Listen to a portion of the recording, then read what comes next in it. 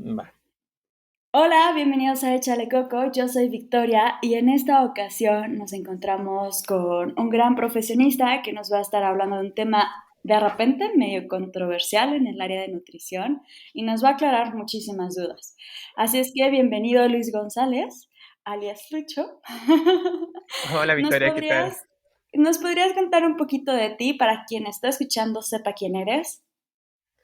Claro, Victoria. Bueno, primero que todo, muchas gracias por la invitación, por estar aquí compartiendo pues algo de los estudios que hemos podido realizar durante el doctorado. Bueno, tal como dices, mi nombre es Luis González, yo estudié en Chile, en la Universidad de la Frontera, egresé de la carrera de nutrición y dietética ya hace un par de años.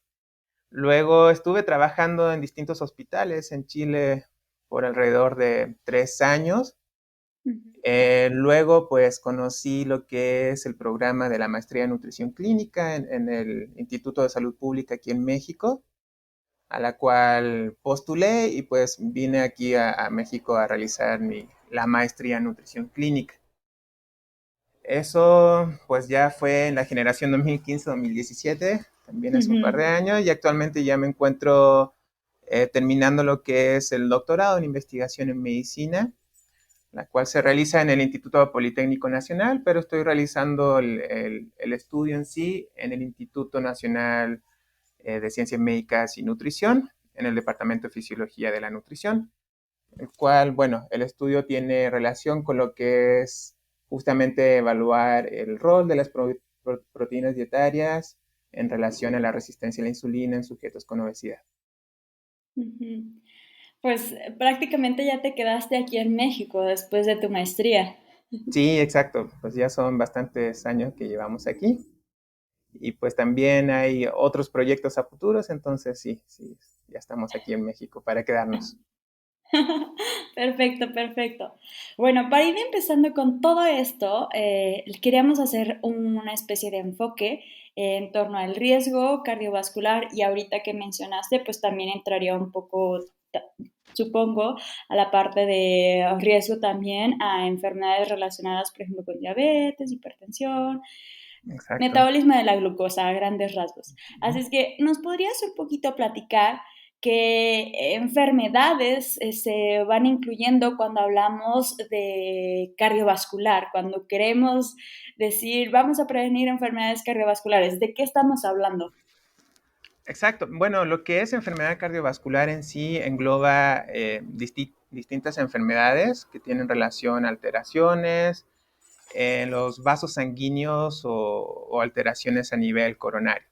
Dentro de este grupo de enfermedades se encuentran lo que es las cardiopatías coronarias o las enfermedades cerebrovasculares principalmente, las cuales se ha visto que son las principales causas de muerte en México y a nivel mundial. O sea, alrededor del 30% de las muertes a nivel mundial están relacionadas justamente a estas enfermedades cardiovasculares, principalmente a las cardiopatías, ¿no? Y estas cardiopatías se originan principalmente también por la formación de placas heterogénicas, que son placas de tejido adiposo, que tienen ciertas células también que están relacionadas con un estado proinflamatorio y que justamente van alterando la rigidez de los vasos sanguíneos y desencadenan finalmente estas enfermedades cardiovasculares.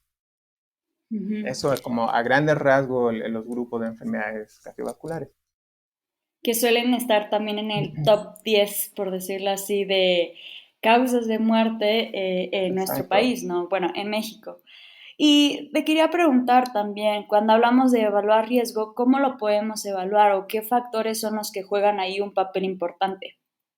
Exacto. Bueno, eso es muy importante porque estas enfermedades cardiovasculares están muy relacionadas a lo que es estilo de vida, ¿no? Entonces hay Ujú. factores de riesgo conductuales como lo que es la alimentación o la mala alimentación, por ejemplo, con consumo elevado de alimentos ultraprocesados, de carnes rojas, bajo consumo de frutas y verduras. En general, todo eso va a ser un factor de riesgo de la salud cardiovascular. Además, la presencia de inactividad física, el consumo de tabaquismo, el consumo de alcohol, que sabemos que es prevalente tanto en México como a nivel mundial. Van a ser los principales factores modificables asociados a las enfermedades cardiovasculares. Se estima que alrededor del 90% eh, del desarrollo de estas enfermedades se asocian debido a estos factores que son los básicos. Existen otros factores no conductuales como la edad y el sexo, que no son modificables, que también se ha visto que tienen un impacto importante también en lo que es el desarrollo de enfermedades cardiovasculares, pero bueno, el 90% se debe principalmente a estos factores conductuales. Existen muchas maneras de poder evaluar justamente el riesgo cardiovascular de una persona.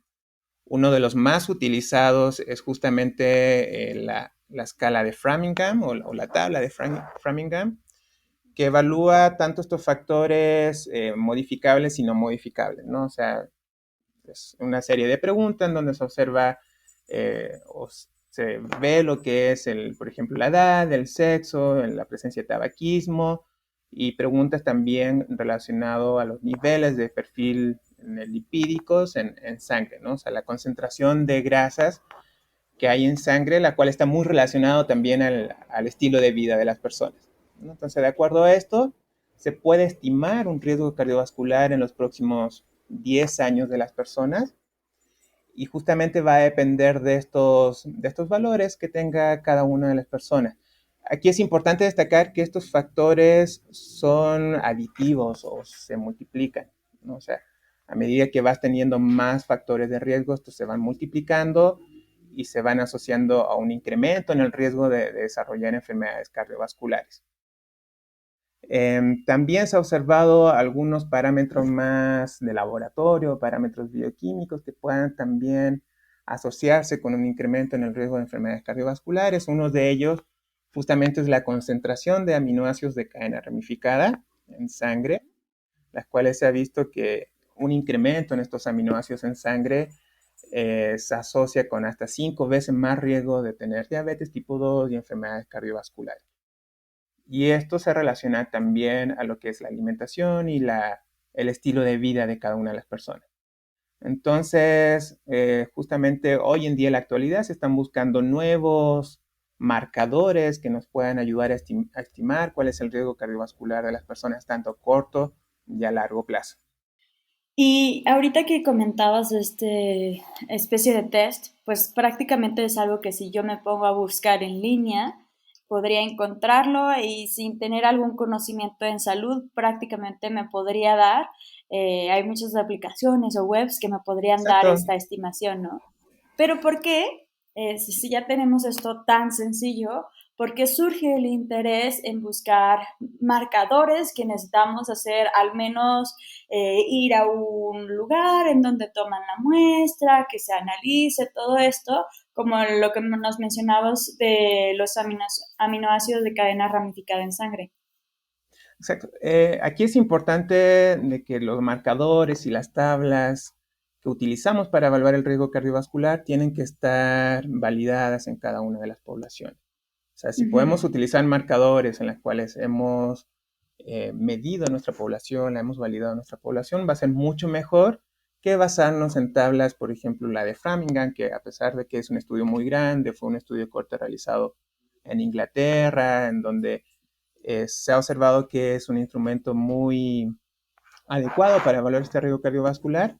El inconveniente sería que estamos utilizando justamente una población distinta a la población mexicana que tiene otros factores de riesgo que puedan estar ahí realizando algún sesgo o generando algún ruido justamente en esta estimación. ujú. Entonces, lo que se busca generalmente en los estudios es poder validar estos instrumentos que ya existen en la población donde queremos justamente estimarlo, realizarlo, o generar probablemente estos marcadores bioquímicos que en investigación se están desarrollando, pero con miras de que en algún futuro se pueda realizar también en la práctica clínica, ¿no? Que sea mucho Ujú. más sencillo, mucho más exacto y mucho más fiable para poder estimar este riesgo cardiovascular en nuestra población. De igual manera, a corto o a largo plazo va a depender justamente del objetivo que se quiera evaluar en cada uno de los marcadores. Ujú. Y que tal vez podría ser algo que en consulta, así como, no sé, sacar la presión arterial o pincharse el dedito Exacto, con una gotita de sangre y ya, ¿no? Sería genial. exacto. Justamente estos marcadores, por ejemplo, los aminoácidos de cadena ramificada en sangre, se puede obtener con una simple toma de muestra. Y eso además, si podemos sumar otros factores de riesgo como el sexo, la edad, la presencia de hipertensión arterial o de hiperglucemia, nos puede dar justamente una mejor estimación del riesgo cardiovascular. Ujú. Y nos comentabas que la variación de estos aminoácidos en la sangre tiene un componente de nutrición y que todo en Exacto, general, el riesgo que cualquier persona tiene a una enfermedad cardiovascular tiene un gran componente de estilo de vida y ahí también incluye la alimentación. Y muchas veces, o es muy típico escuchar que a alguien le ujú, acaban de diagnosticar de hipertensión, algo así, y le dicen como la carne es mala para el corazón, ¿no? ¿Nos podrías exacto. explicar un poquito esto? Bueno, ahí está la controversia del tema. Justamente, bueno, esa es una de las preguntas que nosotros nos realizamos para poder desarrollar nuestro estudio o el estudio del doctorado, ¿no? O sea, ¿por qué en algunos estudios observacionales se ha visto justamente que el consumo de carnes o de proteínas de origen animal principalmente, y específicamente carnes rojas, por ejemplo, carnes procesadas, sí se ha relacionado con un incremento en el riesgo de desarrollar diabetes tipo 2 y enfermedades cardiovasculares? ¿Por qué? Porque sí, justamente probablemente estas carnes también se asocian a un mayor proporción de ácidos grasos saturados, de sodio, de nitritos, de nitratos, que sabemos que eso sí está muy relacionado con el riesgo cardiovascular. Sin embargo, también se propone que estos tipos de alimentos, las carnes rojas principalmente, tienen mayores proporciones de aminoácidos de cadena ramificada, ¿no? Como leucina, isoleucina y valina. Y justamente al tener un mayor consumo de estas carnes o un consumo crónico, o sea, mayor a las recomendaciones internacionales, que 2 a 3 veces a la semana, justamente podría estar elevando de manera crónica estos aminoácidos en sangre y generando distintas alteraciones metabólicas, ¿no? Se ha visto que estos aminoácidos de cadena ramificada pueden activar una vía metabólica muy importante que se llama mTOR, en donde esta activación crónica de esta vía metabólica genera una pérdida en la sensibilidad a la insulina. A la célula le cuesta un poco más trabajo poder captar la cantidad de glucosa que hay en sangre, principalmente a las células musculares. Y esto en el fondo se va a relacionar con el riesgo de diabetes tipo 2 y enfermedad cardiovascular. Entonces, esa es como la fisiología o la teoría, ¿no? Y justamente lo que se ha visto en muchos estudios observacionales, ¿no? Tanto de corte retrospectiva como prospectiva, en donde evalúan el consumo de estos alimentos en distintas poblaciones, justamente observan de que aquellas personas que tienen un mayor consumo de estas carnes tienen mayores concentraciones de estos aminoácidos ramificados, tienen mayor riesgo de diabetes tipo 2. La controversia aquí es que al momento de realizar ensayos clínicos, o sea, justamente cuando se selecciona una población, se aleatoriza un grupo de tratamientos con distintas cantidades y distintos tipos de proteínas, al parecer no se observa esta Wow. controversia, ¿no? Ajá. Entonces, justamente ahí está la pregunta que nos hicimos y nos llevó a realizar este estudio justamente en evaluar cuál es el efecto de de distintas dietas con distinto aporte y distinta fuente de proteína en relación a algunos factores de riesgo cardiovasculares. Ujú. Y antes de seguir con esa parte, nos estuviste platicando que en sí, o sea, si nos adentráramos a las moléculas, esta mTOR juega un Ajá, papel importante, ¿no? Porque a sí, partir de su exacto. activación viene, digamos, el incremento de riesgos y que ahí los aminoácidos de cadena ramificada juegan un rol como activadores. Pero estos aminoácidos de cadena ramificada, ¿nos podrías un poquito guiar de dónde provienen, en qué otro tipo de alimentos los podemos encontrar? Claro, claro, exacto. Bueno, aquí es importante primero definir las fuentes de proteínas alimentarias, que se conoce como proteínas dietarias. Las proteínas dietarias son aquellas proteínas que consumimos a través de la dieta, y las cuales nos van a entregar cierta proporción de aminoácidos indispensables, ¿no? Estos aminoácidos indispensables tienen distintas funciones en el organismo. Se ha visto que pues, puede ayudar a regular lo que es el consumo de alimentos, ayudan a controlar la presión arterial, los lípidos sanguíneos y además de diversas funciones, tanto en la generación de las defensas, transportadoras de moléculas, o sea, tiene un sinnúmero de funciones, ¿no? Sin embargo, estas proteínas dietarias las podemos clasificar en dos tipos dependiendo del origen. Puede ser de origen animal, que son aquellas que provienen justamente del consumo de carnes, de leche, de huevo, de pescado principalmente, y que se ha visto que estos tipos de proteínas tienen mayor proporción de aminoácidos de cadena ramificada en comparación a las proteínas de origen vegetal, que provienen principalmente de las leguminosas, ¿no? Lentejas, frijoles. También están aquí lo que es nueces, almendras, algunos frutos secos que también tienen una cantidad importante de proteína y la proteína de soya, ¿no? Entonces, estas fuentes de proteínas tienen menor proporción de aminoácidos de cadena ramificada y tienen ciertas limitaciones también en algunos aminoácidos como la metionina y el triptófano. O sea, justamente esta diferencia en el perfil de aminoácidos o de composición de aminoácidos en las distintas proteínas puede repercutir de distintas maneras a nivel metabólico, ¿no? Y finalmente repercutir en distintas maneras en el riesgo cardiovascular de las personas. Y es lo que hoy en día se está evaluando o se está colocando más énfasis en los proyectos de investigación.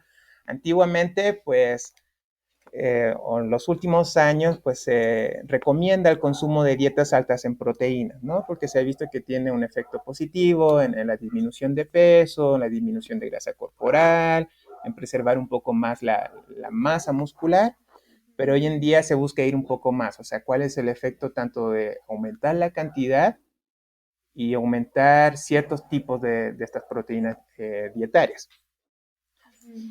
Cuando hablas de, por ejemplo, aumentar o, digamos, una dieta alta en proteínas, alguien que nos está escuchando y que tal vez ya tiene un poquito más de conceptos en torno a macronutrientes y porcentajes, ¿cómo se traduciría eso? Como ya sabemos que es una dieta alta en proteínas.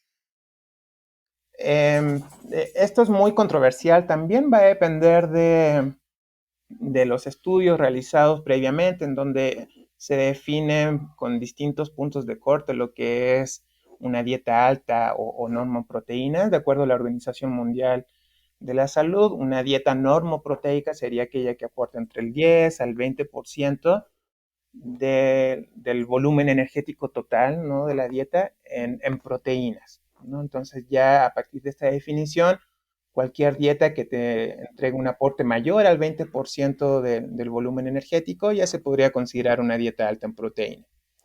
Ahora lo que se recomienda también es realizar un cálculo de acuerdo a la cantidad de proteínas por gramos de kilogramo de peso en las personas. De esta manera, pues también, ¿no? A través de distintos estudios de balance nitrogenado, la Organización Mundial de la Salud recomienda una ingesta de 0.8 gramos por kilogramo de peso de proteína. En México se ha visto que en un consumo superior a 1.3 gramos por kilogramo de peso ya se considera una dieta alta en proteína. Y Ok. esto es por el tipo de alimentación que hay en México, por el tipo de proteína dietaria que se consume en México. Se realiza una leve conversión en cuanto a este balance nitrogenado. Y en México se debería tener un consumo de 1.3 gramos por kilogramo de peso de proteína. Ese sería como el límite de normalidad. Ya Ujú. un consumo superior a esto también se podría considerar una dieta alta en proteínas, justamente. Ujú.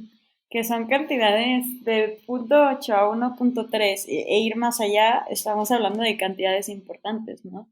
Y ahorita que nos platicabas Exacto, que una de las clasificaciones de las proteínas es decir, bueno, hay las que vienen de los animales y las que vienen de los vegetales. En el caso de exacto, los animales, encontramos una gran variedad, desde el pescado, el pollo, hasta la res. ¿Ahí existen algo, exacto, otras diferencias? exacto. Ese es un muy buen punto. No es lo mismo estudiar o clasificar lo que es, por ejemplo, proteínas de origen animal, y si queremos evaluar el efecto del pescado y las carnes rojas, va a ser muy distinto su efecto en la salud cardiovascular. Entonces, eso es importante. Sabemos que aparte, en estos alimentos, aparte del contenido de aminoácidos, también tienen otros nutrimentos, ¿no? O sea, aquí también juega un rol importante la cantidad de antioxidantes, de fibra que puedan tener los alimentos, de grasas saturadas. Entonces, generalmente es un poquito difícil evaluar si los resultados observados en los estudios en relación a la salud cardiovascular se deben netamente a la proporción de los aminoácidos contenidos en cada uno de los alimentos o se debe también a la cantidad total de nutrimentos que pueda contener este alimento, ¿no? Pero hoy en día sí se sabe que el consumo excesivo de carnes rojas y de carnes ultraprocesadas, como el tocino, jamón, las salchichas, todos los que ya han tenido un agregado, un aditivo extra de nutrimentos como sodio, nitritos, nitratos, de por sí van a tener un efecto perjudicial en la salud cardiovascular. O sea, sí van a generar esta alteración en los vasos sanguíneos, alteraciones en o el desarrollo de esta placa heterogénica en las arterias coronarias. Pero sin embargo, si estudiamos específicamente el consumo de pescado, el consumo de huevo, el consumo de leche, no está muy claro cuál es su efecto en relación a la salud cardiovascular. Hay estudios que observan un efecto benéfico y que lo atribuyen tanto a la proporción de aminoácidos, como por ejemplo la lisina, la arginina, que son aminoácidos que pueden tener un efecto importante en la presión arterial. No sé si quieres que continúe o que se escuche. Después ahí lo editamos. Entonces, bueno, aquí iba. Justamente estos aminoácidos contenidos en otros grupos de alimentos como pescado, la carne, el huevo, pueden tener un efecto positivo en la salud cardiovascular al regular un poco más justamente los niveles de lípidos en sangre o la presión arterial. Entonces, si recuerdas, por ejemplo, una de las dietas más recomendadas para promover una mejor salud cardiovascular y para controlar la presión arterial, por ejemplo, es la dieta DASH. Esta dieta DASH tiene una distribución de macronutrientes moderada en proteínas, alrededor del 20, el 25% de proteínas, las cuales también hace una recomendación de alimentos de origen animal, ¿no? Es alta en consumo de lácteos, de leche, de pescado, y también tiene alimentos de origen vegetal, nueces, almendras. Entonces, justamente cuando se consumen ambas dietas, o cuando se consume un 60% más de un tipo de proteína dietaria, puede tener justamente este efecto benéfico en la salud cardiovascular. Entonces, no solamente nos importa la cantidad o nos tendría que estar importando la cantidad de proteína, sino también la fuente de dónde lo estamos obteniendo. Y si fuera una especie de Exacto, escala, siendo los alimentos que más riesgo cardiovascular pueden llegar a producir o más impacto en el riesgo cardiovascular, por un extremo podríamos poner a las salchichas, al exacto. tocino, y luego Todo lo un que son poquito carnes antes, procesadas. Ajá. ajá, estarían las carnes, pero que no son procesadas. Y después de eso, un poquito con menor riesgo, serían pollo, pescado, pero más que por esto es lo que entienden, me dices si Ajá. es así. Más que solamente por el contenido y el tipo de proteína, es por lo que también acompaña esa proteína, ¿no? Al final, cuando estamos Exacto. consumiendo un producto, pues tiene grasa, tiene aminoácidos, tiene antioxidantes, etcétera. Exacto. Ujú. Ok, Exacto. ok. Perfecto. Justamente, por ejemplo, al consumir pescado, sabemos que tiene, aparte de esta proporción de aminoácidos, puede tener mayor contenido de aminoácidos de cadena ramificada, pero sabemos también que es rico en ácidos grasos omega 3, que van a tener también una repercusión en la salud cardiovascular. Entonces, sí, justamente, de hecho, las últimas guías salió una guía en la Sociedad Europea de Nutrición Clínica y Metabolismo, en cual da recomendaciones de qué tipo de proteína dietaria hay que consumir para mejorar nuestra salud cardiovascular. Y ellos literalmente tienen en una de sus gráficas como un semáforo, y en el semáforo en rojo ponen claramente las carnes procesadas y las carnes rojas, ¿no? Y eso es principalmente asociado, uno, a su composición en aminoácidos, o sea, sí, porque tienen mayores cantidades de estos aminoácidos de cadena ramificada, además de otros componentes como la grasa saturada, la cantidad de sodio, de nitritos, que van a repercutir negativamente en estos factores relacionados a la salud cardiovascular, ¿no? O sea, van a aumentar la presión arterial, van a generar una menor sensibilidad a la insulina y por ende un mayor riesgo de diabetes tipo 2. Sin embargo, las proteínas de origen animal, como la leche, el huevo, el pescado, el pollo, no entran en este grupo, en esta parte del semáforo rojo, sino que se puede considerar de un consumo moderado, justamente porque aparte tienen otros nutrimentos que van a tener ahora sí que un efecto positivo en el riesgo cardiovascular.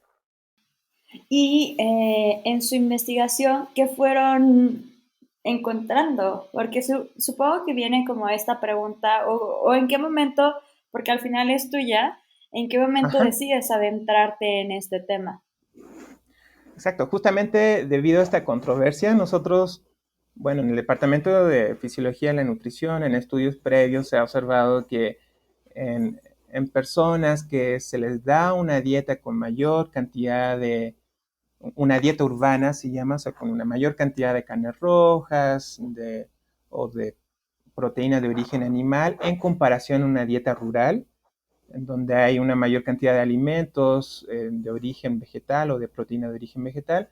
Se observó que aquellas personas que tenían un consumo de proteína de origen animal sí incrementaban estos aminoácidos de cadena ramificada en sangre, ¿no? O sea, Ujú. se le daba el alimento, se tomaba una muestra de sangre, esta muestra de sangre se procesaba y se observaba que sí, justamente aquellas personas que tenían un mayor consumo de proteína de origen animal incrementaban sus concentraciones de aminoácidos de cadena ramificada. Entonces nosotros dijimos, ¿será que este incremento en los perdón, en los aminoácidos de cadena ramificada se relaciona con alteraciones metabólicas, con incremento de la presión arterial o con incremento de peso incluso? Entonces ahí fue en donde justamente se desarrolló un ensayo clínico aleatorizado Ujú. en 80 sujetos que tenían obesidad y tenían ya resistencia a la insulina, o sea, ya tenían un cierto riesgo de enfermedad cardiovascular. Ujú. Y en ellos lo aleatorizamos a 4 grupos de dietas. Dos Ujú. grupos eran dietas alta en proteína, o sea, más del 25% de la energía era de las proteínas, Ujú. solamente que uno de ellos era alta en proteína animal y otro era alta en proteína vegetal. Ujú. Y los otros dos grupos eran normoproteico, o sea, la cantidad de proteína era alrededor del 20% del volumen energético de la dieta, y de igual manera se separó en alta en proteína animal y alta en proteína vegetal. O sea, le Ujú. entregamos estas recomendaciones, le entregamos la despensa, que eso estuvo muy, muy padre, porque en el fondo nos ayudaba a tener un mejor apego en estos pacientes al entregarle todos los alimentos para que ellos Ajá. pudieran consumirlo Está súper durante bien. un mes. Ajá. Exacto, entonces Y ahí justamente evaluamos, ajá, déjame hacer una pequeña aclaración, porque muchas veces cuando escuchamos, por ejemplo, alta en proteína vegetal, decimos, ay, no, dieta vegetariana o vegana. ¿Nos podrías dar como un ejemplo de cómo podría ser un desayuno, una comida o una cena para ir entendiendo qué significa alto en proteína vegetal? exacto. Bueno, nosotros definimos alto en proteína vegetal, aquella que aporta más de un 60% de la totalidad de proteínas con alimentos de origen vegetal, ¿no? O con alimentos que tengan proteína de origen vegetal. Entonces ahí incorporábamos frijoles, incorporábamos lenteja, carne de soya, eh, leche. Entonces no es que sea estrictamente una dieta vegetariana o ovo Vegeta- lácteo o vegetariana, lacto sino que vegetariana. también Ajá. había ciertas cantidades de alimentos que tenían proteínas de origen animal. Entonces era muy variado. De hecho, todos estos menús los pueden encontrar en la página del Instituto de Nutrición. Pueden acceder directamente a la página del Instituto Nacional de Ciencias Médicas y Nutrición en el área de Departamento de Fisiología de la Nutrición. Se encuentran disponibles los menús que utilizamos para recomendarle a los participantes, ¿no? Están los 4 tipos de menús. Entonces, habían personas que podrían tener un desayuno, por ejemplo, a partir de frijoles, tortillas, pero sin embargo también incorporábamos algún lácteo, ya sea una leche descremada o queso o huevo. Entonces, generalmente era muy, o sea, en el momento de que ellos consumían su dieta, también les costaba a ellos identificar a qué grupo de alimentos se encontraban, ¿no? Porque realmente tratábamos de que la variabilidad o la disposición de los alimentos sea muy, justamente ahora sí que variada, ¿no? Para que justamente no caigamos en lo que es una recomendación, por ejemplo, estrictamente una dieta ovo-lácteo vegetariana. Entonces, exacto, siguiendo con lo que es el estudio, le entregábamos estas despensas y los evaluábamos cada semana hasta cumplir un mes de la intervención dietaria. Y le íbamos tomando mediciones como composición corporal, le medíamos el gasto energético a través de una calorimetría indirecta, realizamos pruebas de laboratorio para evaluar cómo era su tolerancia a la glucosa, le damos esta prueba de tolerancia oral a la glucosa, también le medíamos los aminoácidos de cadena ramificada, entonces realmente le hicimos muchas evaluaciones e intervenciones. Finalmente, pues lo que observamos que aquellas personas que tenían una dieta alta en proteína, ya sea animal o vegetal, pues sí, justamente disminuían de peso, disminuían estas cantidades de aminoácidos de cadena ramificada y esta disminución se asociaba también con una mejoría en la sensibilidad a la insulina. O sea, ellos tenían la capacidad de captar de mejor manera la glucosa a nivel muscular en este caso, y de esta manera pues disminuir lo que es este riesgo cardiovascular. Y esto fue independiente del tipo de proteína, o sea, tanto proteína animal y proteína vegetal, en el consumo de un mes, sí se observó una disminución de peso y una mejoría en estos factores de riesgo relacionados a salud cardiovascular. El tema más sorprendente fue en aquellos sujetos que consumieron una dieta normoproteica, donde ahí sí se vio que aquellas personas que tenían normoproteica de origen vegetal principalmente, les costaba un poquito más mejorar su sensibilidad a la insulina. ¿Okay? Y aquí, pues esto nos generó más preguntas que respuesta. Hay otros Sí. factores que pueden estar involucrados ahí, como lo que es la microbiota intestinal. Entonces, la microbiota intestinal también se ha visto que pueda estar relacionado con el metabolismo de estos aminoácidos de cadena ramificada, que puedan estar relacionados también con una mayor probabilidad de generar disbiosis intestinal y un mayor riesgo cardiovascular. Entonces, ese sería como el segundo paso de nuestro proyecto, evaluar qué tanto se modificó la microbiota intestinal con el consumo de estas dietas y cómo se relaciona esto con la mejoría en la sensibilidad a la insulina. El punto aquí es que justamente a pesar de que aquellas personas que tuvieron un mayor consumo de proteína de origen animal, no se observó efectos negativos en relación a la salud cardiovascular. Al contrario, ellos mejoraron su sensibilidad a la insulina, disminuyeron de peso y tuvieron una mejor preservación de la masa muscular, que en el fondo se traduce a una mejor salud cardiovascular. El punto sería evaluar qué pasa en aquellas personas que tienen un consumo a largo plazo de este tipo de dietas, ¿no? Ahí Sí, sí, sí, realmente claro.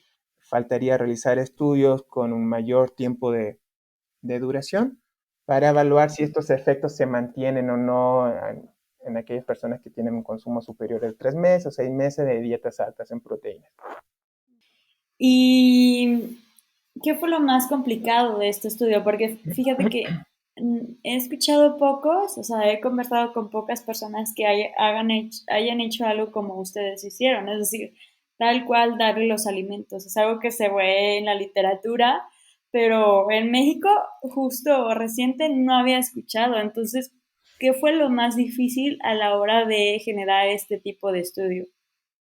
Wow, es una muy buena pregunta. La verdad, este proyecto fue una de mis primeras acercamiento a lo que es la investigación. Entonces, personalmente fue un gran desafío poder llevar a cabo este estudio, más que nada por el compromiso que se tiene hacia los pacientes, ¿no? Poder evaluar el apego, asegurarse que los pacientes realmente lleven estas recomendaciones, porque en el fondo estás cambiando el hábito alimentario de las personas, ¿no? El estilo de vida que tenían previamente. Entonces, eh, creo que eso fue uno de los principales desafíos, poder asegurarnos de que los participantes pudieran seguir de manera adecuada esta intervención, estas distintas dietas, que creo que en general es el gran desafío de todos los estudios de nutrición que implican Sí, evaluar una dieta, ¿no? Porque sabemos que la dieta hay muchos factores que pueden impactar en cómo nos alimentamos. Entonces, asegurarnos realmente de que los pacientes pudieran llevar esa dieta, pues sí fue muy complejo. Sin embargo, existen estas estrategias como justamente la entrega de las despensas, hacíamos evaluaciones por recordatorio de 24 horas de manera semanal, diario de alimentos, hicimos videos con las distintas preparaciones de, de los menús, hicimos recetarios, entonces sí fue mucho trabajo previo sí. antes de poder realizar este ensayo clínico, ¿no? O sea, nos aseguramos de tener todas las herramientas, cucharas medidoras, los videos, el recetario, el menú, la despensa. Nos aseguramos tener todo eso para asegurar justamente que los pacientes se pudieran apegar de mejor manera al tratamiento. Luego vienen otros desafíos como el análisis estadístico y todo eso, pero bueno, eso es Sí. parte de lo que es la investigación, ¿no? Sí, sí, sí. Y también me surgió otra pregunta, porque al final nos comentaste, primero, en México comemos mucha proteína, por decirlo Exacto, así, y exacto. mucha, sobre todo de origen animal. Entonces, cuando comparamos su dieta antes de la intervención y después de la intervención, a pesar de que era alta en proteína la intervención, era más o menos por ahí se iba lo que comían antes de proteína, era menor, era superior o cómo quedó. Exacto, ese fue otro de los grandes desafíos del proyecto, porque justamente al momento de empezar o evaluar las características basales de la ingesta de los participantes, sí observamos que muchos de ellos ya tenían un consumo alto en proteína. ¿Ok? Entonces, al comparar justamente por gramos, por kilogramo de peso, algunos de ellos ya tenían 1.1, 1.2 gramos por kilo de peso de consumo de proteínas. Entonces, realmente lo que nosotros buscamos para que justamente aquellas personas que ya tenían como un cierto consumo elevado de proteínas y si fueron aleatorizados ya a una dieta alta en proteína, buscamos justamente que estas dietas aportaran un poco más de 1.2 gramos de proteína, ¿no? Ok. Que equivale entre un 25, casi un 30% del volumen energético de la dieta.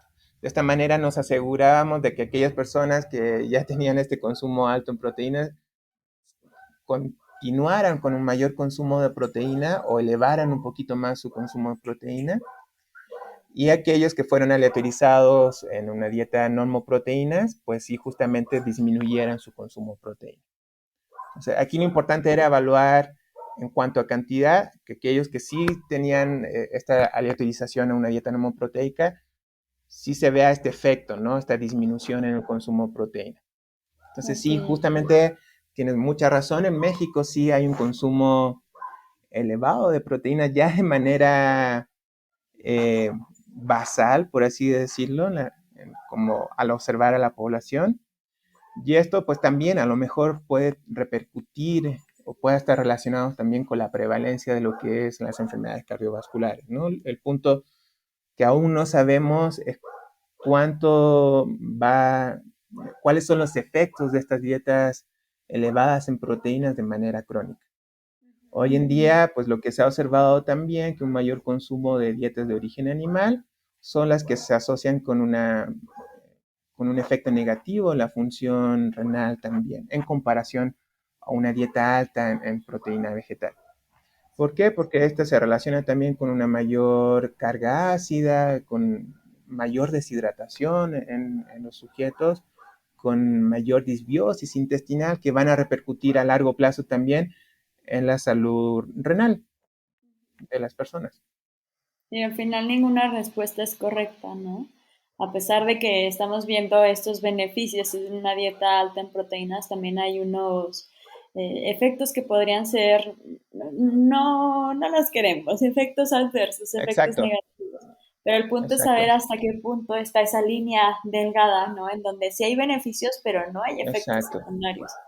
Eso es lo que se está definiendo hoy en día en los estudios. Hoy en día, pues los consensos y las guías internacionales sí recomiendan principalmente dietas altas en proteínas, pero principalmente con proteínas de origen animal, ¿no? Porque sabemos la que por lo menos a mediano plazo se van a asociar con una mejor salud cardiovascular y prevenir también lo que es efectos negativos en la función renal y además de ser más sustentables, ¿no? O sea, es mucho más sustentable para el planeta mantener un mayor consumo de proteínas dietarias de origen vegetal en relación de origen animal. O sea, no solo tenemos que pensar cuáles son los efectos en la población, sino que también en estos momentos, en la actualidad, ya tenemos que pensar cuál es el efecto de nuestra alimentación en la sustentabilidad del planeta, ¿no? Entonces, Ujú, eso también es un factor muy importante a considerar a la hora de realizar estas recomendaciones. ujú. Sí, sí, sí, me encantó. Pues vienen varios interrogantes, ¿no? ¿Cuál es el siguiente paso? ¿Qué sigue a partir de aquí? En su caso, por Exacto. ejemplo, de Ujú. seguir investigación, ¿qué sería lo que estarían haciendo? Claro, bueno, este estudio que les comentaba ya lo finalizamos el ensayo clínico, de hecho se publicó hace un par de meses en una revista europea, entonces aquellos que quieran acceder al estudio pueden acceder sin problema.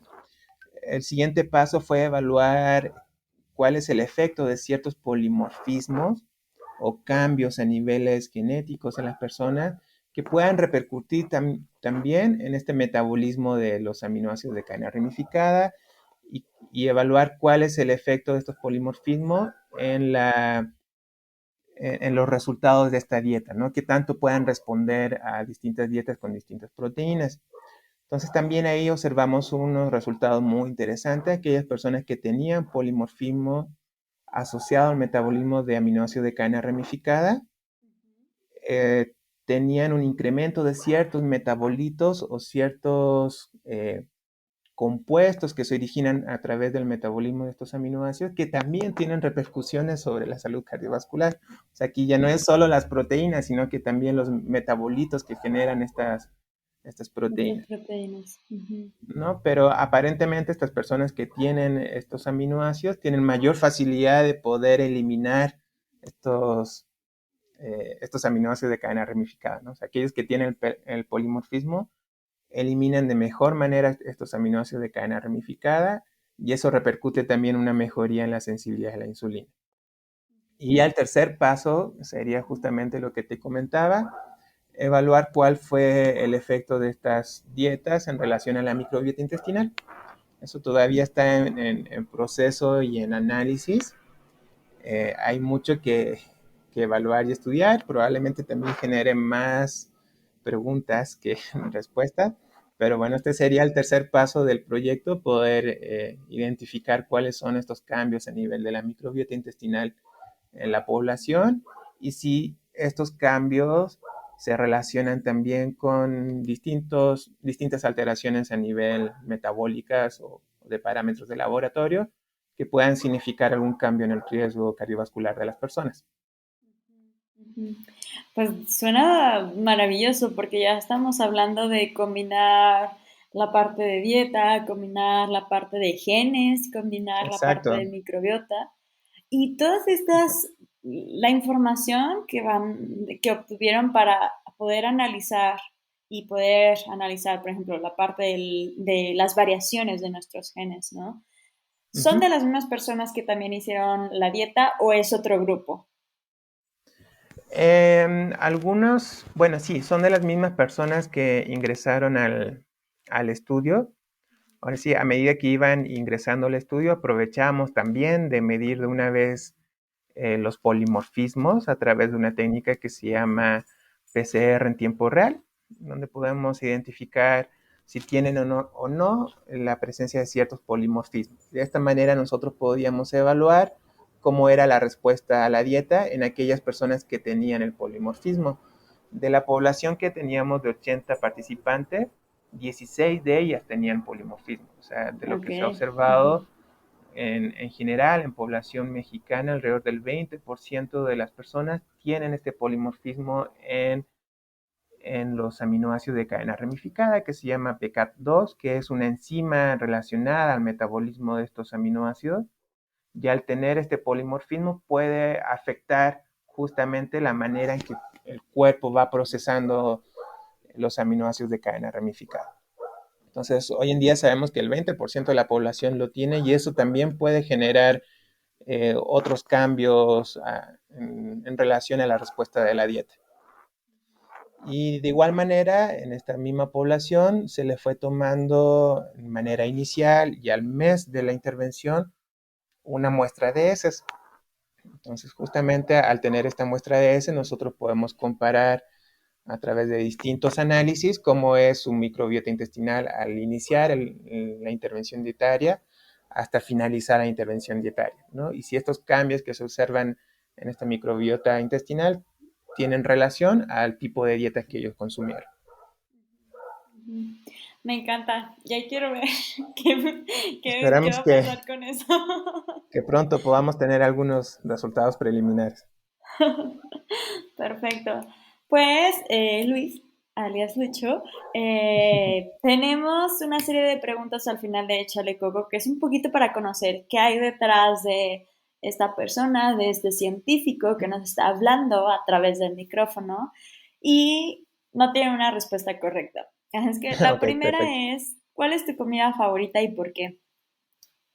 Uy, mi comida favorita antes de llegar a México, las Ajá, pastas. ajá. Pastas, lasaña, todo lo que es pasta en general me gusta mucho. Ya después de que llegué a México, creo que los tacos en general, tlacoyos, todo lo que es. Es que en México es muy difícil tener una comida favorita, pero sí, Sí. aquí creo que principalmente lo que es tacos y tlacoyos me gusta mucho. Ajá. Y hace rato que estábamos hablando sobre las proteínas, Ujú. ¿cómo es en tu país? ¿También consumen tanta carne o es un poquito menor o Sí, cómo es? sí. Ajá. Pues ahí estaría muy interesante evaluar cómo es la diferencia en el consumo de proteínas en las poblaciones. Yo creo que en Chile es un poquito mayor el consumo de carnes, de carne roja principalmente, especialmente al sur de Chile, donde es por cosas de clima, de cultura, es muy frecuente los asados, ¿no? A través de carnes rojas y que es prácticamente en cada tipo de celebración o festividad que vámonos a las carnitas o a los asados, ¿no? Entonces, sí, creo que por lo menos al sur de Chile es un poquito más frecuente el consumo de las carnes rojas. También estaría interesante evaluar sería el efecto de este consumo a nivel de salud cardiovascular, ¿no? Entiendo que son tradiciones que comparten mucho con Argentina, ¿no? Exacto, sí, sí es muy similar con lo que es al sur de Argentina, donde pues ahí ya tienen diversos tipos de cortes de carne que sin duda sí son muy ricos, pero de cierta manera también hay que regular el consumo, ¿no? Ujú. Ok, ok. Y la siguiente pregunta es, hablando de nutrición, puede ser de investigación de nutrición o simplemente de alimentos o productos de alimentos. ¿Hay alguna investigación o algún producto que recuerdas en este momento que te haya llamado mucho la atención? ¿Algún producto en relación a sus efectos en la salud? Em, Yo creo que hoy en día, bueno, todo lo que es alimentos funcionales, me llama mucho la atención el consumo de, por ejemplo, alimentos que tienen mayor cantidad de antioxidantes, el café, los chocolates. Lo que se estudia mucho también en el departamento es el consumo del nopal, la miel, que son distintos alimentos que se ha visto que pueden tener efectos benéficos en la salud, especialmente en modelos animales. Se ha observado algunas cosas interesantes. Hoy en día, lo que he observado también el consumo de distintos insectos, al parecer que también ahí aportan distintos tipos y distinta cantidad de proteína, pero ahora sí que proveniente del consumo de insectos. También se ha observado efectos muy importantes en lo que es tanto en la salud cardiovascular y en la composición de la microbiota. Probablemente a futuro ya empecemos a ver más estudios clínicos en humanos para evaluar cuál sería el efecto de esto, el consumo de estos insectos a nivel de salud en general, ¿no? Para ver si es que se pueden recomendar qué tipos de insectos, en qué cantidades y cómo lo deberíamos consumir, ¿no? Yo creo que ese sería el siguiente paso. Pero hoy en día hay algunos estudios a nivel de animalitos que están interesantes y uno de ellos pues está andando ahí también en el Departamento de Fisiología y la Nutrición a través de otra compañera que está estudiando su doctorado. Ujú. Está padrísimo y seguro que tal vez en un futuro encontremos un estudio 2.0 muy parecido a lo que hicieron en este momento, Probablemente. pero ya metiendo la parte de los insectos. ¿Y por qué no? Más en un futuro carne hecha en laboratorio, por decirlo así, crecida en Exacto. bacterias, ¿no? En donde podamos regular también esta composición o distribución Estaría, wow. de aminoácidos y de otros nutrimentos para identificar o llegar a tener el alimento ideal, ¿no? Probablemente ese sea el futuro. Próximamente, esperemos nos toque. Un par de Pero años bueno, más, ¿no? Exacto. ya para terminar, y como una forma también de invitación a quienes nos escuchan, ¿por qué hacer ciencia? ¿Por qué hacer ciencia? Porque la ciencia es el método en donde nosotros podemos asegurar o más que nada realizar recomendaciones basadas en la evidencia, ¿no? O sea, sin la ciencia, hoy en día nosotros no podríamos estar combatiendo contra el COVID-19, por ejemplo, no podríamos estar dando recomendaciones alimentarias, no podríamos estar realizando muchas cosas que hoy en día se lo debemos a la ciencia, ¿no? Entonces creo que la ciencia es el pilar fundamental para poder desarrollarnos a nivel de personas, ¿no? O sea, sin ciencia no vamos a seguir creciendo como lo hemos hecho hasta ahora. Entonces creo que la ciencia para mí es fundamental justamente con el objetivo de mejorar la salud de la población, ¿no? O sea, viéndolo desde el punto de vista de salud, creo que es el pilar fundamental para que nosotros podamos mejorar nuestra salud. Sí, rescataría lo que mencionaste, que al final detrás de cualquier recomendación que hacemos, por ejemplo, nosotros como profesionales de nutrición, hay el trabajo de cientos y cientos de personas que si no hubiera sido por Exacto, esas personas, pues, ¿qué podríamos decir, no? Un poco, o nada. exacto. Está atrás de una simple recomendación en una guía internacional, en un algoritmo, en una tabla que podemos observar en la literatura, hay mucho trabajo previo, ¿no? Hay probablemente mucho tiempo y muchos años previos de estudio, y eso es ciencia. O sea, en el fondo ciencia es justamente poder evaluar todos estos mecanismos, ya sea a nivel celular, en animales, en personas, con la finalidad con el propósito de poder realizar estas recomendaciones y poder eh, afectar positivamente la salud de las personas. Me encanta, me encanta. Pues muchas gracias por estar aquí con nosotras. Bueno, no está Rebe, pero siempre está en forma espiritual. Hay un espacio, red social, mail, en donde si alguien te escuchó y dice, sí o sí tengo que conversar con Luis, ¿en dónde podría hacerlo? Ah, claro. Bueno, actualmente no estoy muy activo en las redes sociales por diversas situaciones laborales, por así decirlo. Pero bueno, de todas maneras, aquellas personas que me quieran contactar, puede ser a través del correo electrónico. Mi correo es Ujú, l.gonzalez.nyaa@gmail.com.